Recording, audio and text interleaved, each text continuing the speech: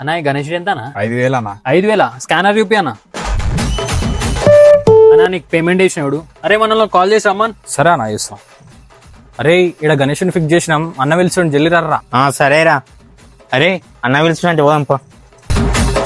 అన్న పిలిచినావా అన్న? అరే తమ్ముడు ఈ గణేష్ ని ఫిక్స్ చేసినాం, ఏమంటావు? నా ఇంత చిన్న గణేష్ అయిందా? నాకు కావాలంటే ఇగో ఆ పెద్ద గణేష్ తీసుకుందాం అన్న, చిన్నది వద్దు. అరే తమ్మి పైసలు కొట్టేసినారా, బుక్ చేసేసిన.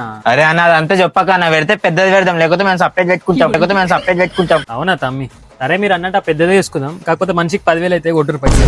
10,000 అంటే మనతోనే కాదు, కాలు బిల్లు గెలికిన అన్నని. అరే అన్న పెద్దది వద్దులే, మన మండపంలో సరిపోద్ది, ఇదే ఫిక్స్ అన్న.